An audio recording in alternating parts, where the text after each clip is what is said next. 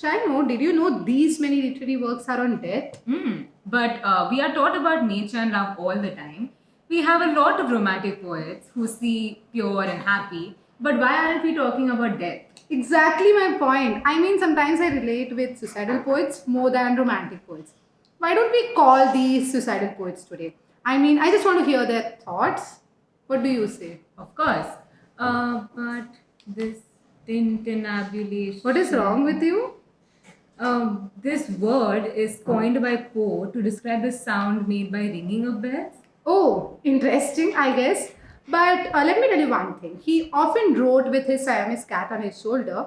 How strange can it get? Oh yeah, speaking of strange, his obituary was written by his rival Rufus Griswold. Oh, obituary? Yeah. His death is still a mystery. Wow. I think I just said that he went missing for 5 days and he was found delirious in Baltimore. Experts and scholars have proposed everything from murder and rabies to dipsomania and carbon monoxide poisoning. That's crazy. What about Sylvia Plath? She is known to have committed suicide by gassing herself in her kitchen while her children slept soundly in a room nearby. Now, I don't doubt why James C. Kaufman, a psychologist, named a phenomenon after her. That is the Sylvia Plath effect or the depressed poet effect. And he later regretted it, in his words, being young and stupid. Oh God. Oh, then there is Virginia Woolf who battled mental illness her whole life. You know, I read somewhere that she strictly avoided mirrors for some part of her time. You think that's weird? I'll tell you one more weird fact. Apparently, she filled her pockets with stones and walked into a river to welcome death. Since we're talking about weird stuffs, there's this man, Franz Kafka, who wanted his unpublished papers burned upon his death so that no one could read it. What? Yeah, but luckily for us, his executor and close friend ignored his request. Thank God. That's why we get this adjective Kafkaesque named after him, which evokes anything that is nightmarish and psychologically disturbing. Typical of his writing, I guess. Yeah. Next up we have is Ernest Hemingway, the man behind the concept of iceberg theory. Was married 4 times. And what's more surprising is that he dedicated a book to each of his wives. God, these people. I know. All I know about him is that he battled against depression, alcoholism, mental health issues, which contributed eventually to his suicide. I'm totally swamped with thoughts on mental health at this point, just by knowing about these people. Imagine calling up them for a discussion. Why not we do it? Let's just go with it. Suicidal poets, please come!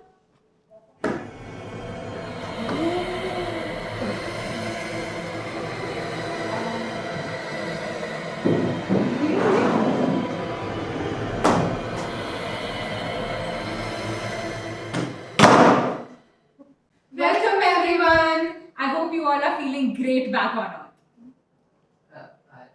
I am, yes, I feel so alive. Oh, well, I belong to a generation in which women had to still fight to be taken as seriously as writer, as you must know. So I feel it is a privilege to return to this fleeting moment to address some of your concerns. Thank you, Mrs. Virginia Woolf. I feel that all of you feel the same. I certainly don't. Why have you brought us back? It's rather disappointing to be back after experiencing the peacefulness death has. We are sorry, maybe. We summoned you here to know more about your literature and your life, and I assure you we won't take a lot of your time. All right. Now let's come to one of our great authors, Mr. Ernest Hemingway. How do you feel, sir? It's a bit weird to be here, but I think I'm delighted to be here. How are you guys doing? Okay, we are fine. Coming to one of the most unique authors, Franz Kafka. What about you, sir? How are you feeling? First of all, I'm not unique in any way. My writing doesn't describe something profoundly unique, but mundanely common in a profound way. And answering your question, I feel strange actually. These people are scary. Well, the only thing that comes to our mind when we talk about you, Kafka, is the word Kafkaesque. So, would you like to elaborate on that? I'm assuming you're talking about my style of writing. It's precisely existential as it focuses on the inner life of a person, the thoughts, the reactions, the emotions, everything real, you know. Oh, that's fascinating. Well, I write about consciousness, what I call reality. So, I believe there's something abstract to it. Maybe the thing I would see before me, and how difficult it is to not go making reality this and that, whereas it is just a one thing. Hmm. Even my books, actually, The Old Man and the Sea and the Sun, also rises at the philosophy of existentialism. Like how we say not exactly black and white, but there's room for grey. So how did you write it, and what was the secret to it? Well, perhaps this is my gift actually. Perhaps this is what distinguishes me from other people. I focus on some queer individuality, and I think it is rare to have such an acute sense of something. So I think that's what answers your question. About me, usually when I criticize other people's work, focus on the meter, and most of them I prefer originality, and I consider myself to be very generous. Also, I support long stories, and so yeah, I'm very generous. Generous writer indeed. You are America's first well known professional writer. So, what motivated you to write such great works? Well, I dedicate to my late wife Virginia, not you, but loss of my close ones, regret. It was all around me, and most of the time I lost so many of my loved ones that death was always around me. That's quite relatable indeed. Well, what about you, Sylvia? What inspired you to write? On nature, I think. The sound of a waterfall, birds chirping, spring, and of course bees. My father was a professional beekeeper. Bees really fascinated me. It's actually wonderful, isn't it? Even I use nature to influence my characters, actually. It's a really good thing. And Mr. Kafka, you believe realism is the apex of your writings. What about it? Realism and also existentialism. Because I feel one is the prisoner of its circumstances in reality, but at the same time, it's the absurdity of life that fascinates me. Because not everyone knows or feels or figures out anything to do in life, but still keep going on rather than giving up.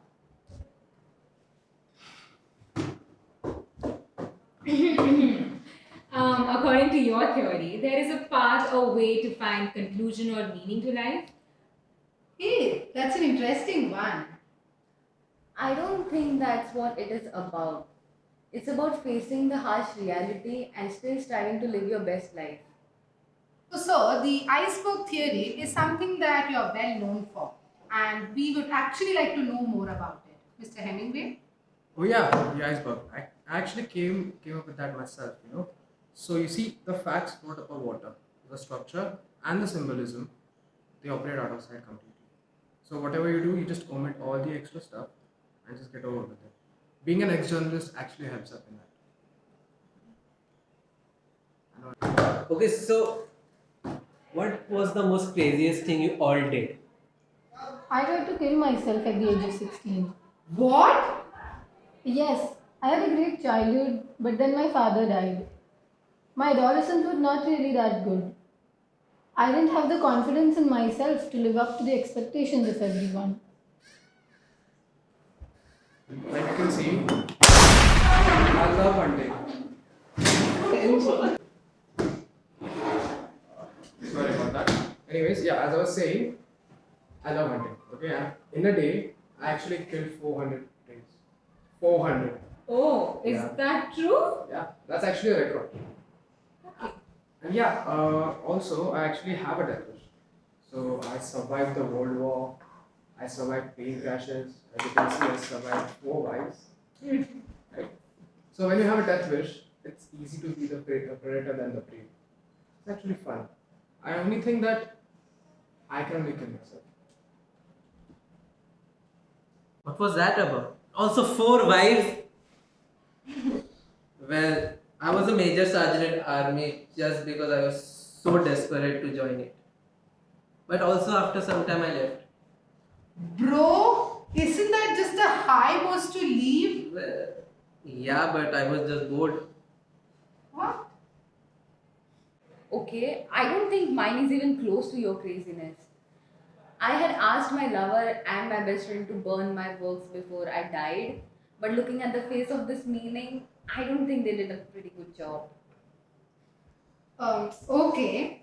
And Mrs. Virginia Woolf, we heard that you are a huge fan of Ulysses. Oh, you want to talk about that? Yeah, I mean, Well, then I must say I've read 200 pages so far, not a third, but it got me stimulated, interesting, and at the end of the symmetry scene, I was bored, puzzled, irritated, and disillusioned by a queasy undergraduate scratching his pimples. Well, we both have actually read a lot on Ulysses, and it seems very interesting. The book is brackish, it is pretentious, it is underbred, and not only in obvious sense, but in literary sense. Well, so it was genuinely intriguing to know about you so closely. so much so that we would love to play a game with you. So the rules are pretty simple. We'll be asking a question and giving you two options. You just have to pick one. I promise it won't be as boring as your faces seem. So, would you rather? First question. Okay, would you rather write a fiction or write a non-fiction? Non-fiction. Because let's talk about the real problem, guys. Reality bites. And it's important to remind people constantly that living in a world like ours is itself a chaos. For me, it's fiction, but even non-fiction works actually. After my life and everything, just makes me explore. And I have wrote huge amount of non-fiction, so I choose fiction. Well, for me, fiction because I can express it more. Non-fiction, I think. Writing is a power which I think should be used to express your feelings and inner emotion. So the next question is, would you rather have a single faithful partner or have multiple partners and affairs? B. No comments. Yeah, I don't want to talk about it. It seems like Mr. Hemingway and Miss Plath are at crossroads, so why the different views? Well, why don't you start with Mr. Playboy? Thanks, I'll take that as a compliment. Oh man. See, I enjoy life, okay? Agreed, I had 4 wives. But I dedicated each and every one book. So that's 4 books for each wife. If that isn't romantic, I don't know what is. Well, being loyal to one is. Not really my fault her husband was terrible. Well, that was unfortunate. I wish we were together, but I cannot deal with infidelities. Oh, we really feel for you, Miss Plath. Now let's move on to the next one. So, would you rather write about traditional female norms or modern feminism? I actually have been criticized a lot on that. Okay? I mean, they say that I hate my women characters and everyone, but that is so not true. I respect all of them. Yes, I may have portrayed them in a different way, but I respected all of them. I just wanted them to relate all of them together. That's all. Well, modern feminism for me, only by balancing masculinity and femininity, women can free themselves from patriarchal society. What would happen if you have another genius like Shakespeare? What would happen if Shakespeare had a skill system? Well, I say earn money and have your own room, create a spare time, and write about anything you want. Write without thinking what society would say, what men would say. So my take is, I want women to be free in every field. As women, we really appreciate your contributions. Reading your works really inspired us and urged us to be more confident in ourselves. Definitely modern feminism. I believe women should be as free as men. We have the right to Express unapologetically. Well, I can say this too much because I love all books. I support everything. I don't really have tried writing about feminism, but I'm definitely not a traditional writer. So now the next question is really interesting one. Would you rather be born in a privileged family and succeed or be born in a struggling household and succeed? Let's indulge in a simplistic binary. I believe material world is not everything. Why would someone voluntarily choose struggle? But of course, someone who's hardly had to face it wouldn't know. Well, I simply dislike the thought of being laughed at, and for the record, I resented it very much. Well, absolutely privileged, so I can make some expensive shit. Same for me. I would rather be born in an unprivileged family and succeed because my father, he really strived his way up in the society, and the pressure he put on me to maintain his image, it was suffocating me, which made me doubt myself. Okay, so the next question is, would you rather disappear mysteriously or knowingly run away? Well, out of all of people, my death is the most mysterious one, and it's such an irony, so I'll go with disappearing mysterious. Hey, sounds fun to just get away. You know, I've been doing that for a while with your FBI. Okay, what? FBI? We never heard about that. Why disappear? Why run? Are you guys for real? Again, why am I sitting with these people? They make me sick. Moving on, would you rather write to impress or write to express? To express whether it is unpleasant to hear or not. I write and I know, even if you deny, you always and always relate. So it's okay to feel whatever you want to and write about it. Same for me, expressive for me as well. Has any one of you read my work, Orlando? Of course, the longest and most charming love letter in literature. Brilliant, man. That explains why you chose that option. Actually, after the life that I've lived, it's been a crazy experience. Like, so many near-death experiences and everything. I wouldn't be the one who I am right now if I didn't express myself. It just goes away. So I think, yeah, right to express. I think we ought to read only the books which wound or stab us. If the book we are reading doesn't give us a blow to the head, what are we reading for? So that it would make us happy? Good Lord, we would be happy precisely if we had no books. Wow, that's actually wonderful. Thank you all. I just feel like people should accept such writings, genres which touch upon inner feelings and emotions. Yeah, that's actually very intriguing. Okay, bye. Go back to your graves. Bye. RIP again. RIP.